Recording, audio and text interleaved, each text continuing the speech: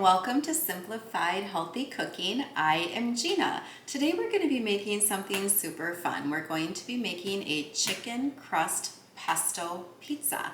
I was kind of leery about trying a chicken crusted pizza and I thought, oh, I don't know about this, but I made one and I absolutely loved it and it's super simple to make. So let's get started. I'm going to show you how to make the crust. We're going to start out with about 20 ounces of chicken. Now I just bought a rotisserie chicken.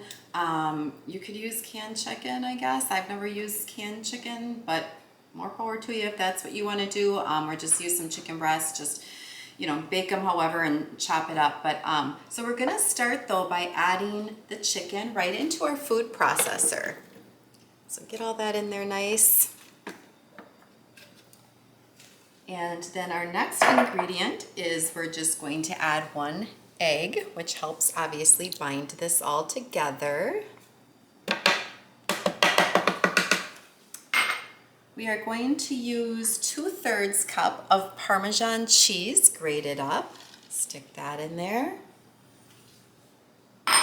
And then it calls for a teaspoon of garlic powder. I am going to use the garlic powder yet.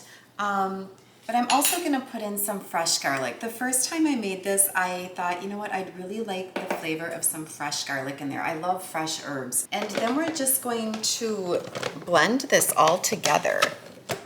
Get this in here until it becomes the consistency. You will notice it'll become more the consistency of like a dough. It's very crazy. So I'm gonna get this all blended up. Okay, so as you can see, we have this all blended together, and it's funny as it is. It's like the consistency of dough. So I'm just gonna take my pan and I put parchment paper on it. So any pan, if you want to use a round one, you go right ahead.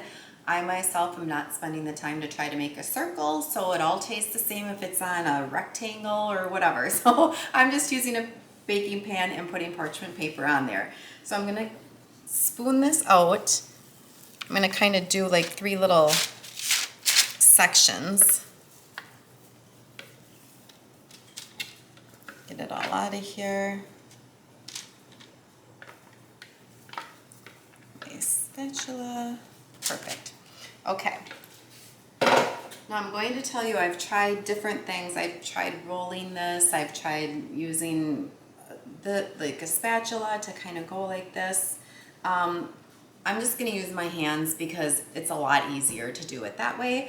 Of course, wash your hands before you start this, but then I'm going to just start like kind of spreading it out and patting it down because we're going to want this to be thin. We're going to want it to be thin like you want your pizza crust a little bit thinner, right? And we got to make sure that it's going to be even all around. So you take a little bit of time and just pat it down and then shape it the way you want to is all we need to do here.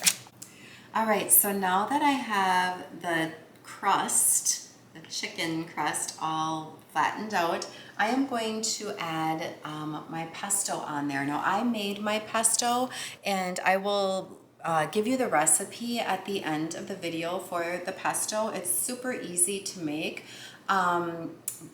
But if there's a store-bought one that you enjoy, you can always just buy your pesto.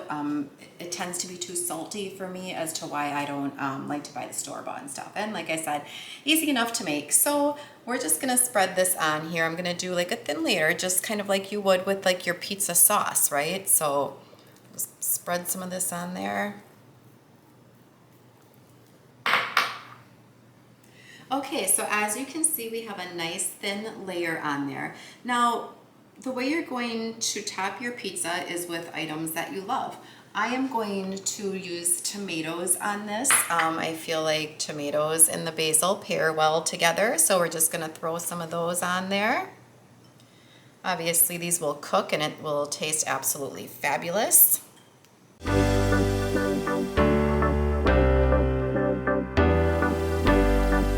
Looks pretty good. All right. Also, I decided that I'm going to use some fresh peppers on here.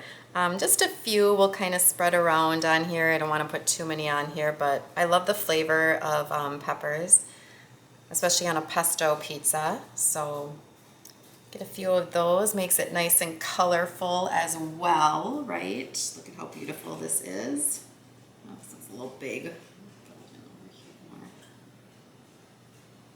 All right. And next I'm going to add some mozzarella cheese. I'm just gonna put a few slices on here, kind of randomly.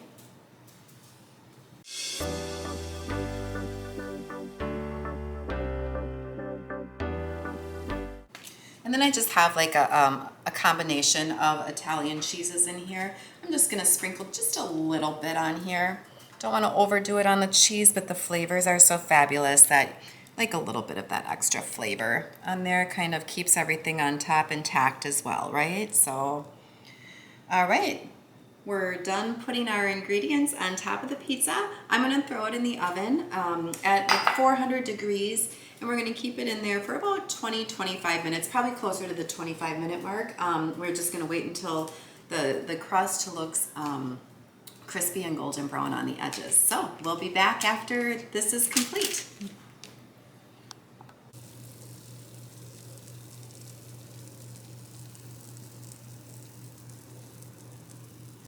All right, our pizza is all finished baking, and you can see how fabulous it looks, and I can guarantee you it tastes just as fabulous. I also would like to wait for it to cool. I like to put a little bit of arugula on, just a little bit to give it some extra flavor, and of course, little, make it a little healthier too.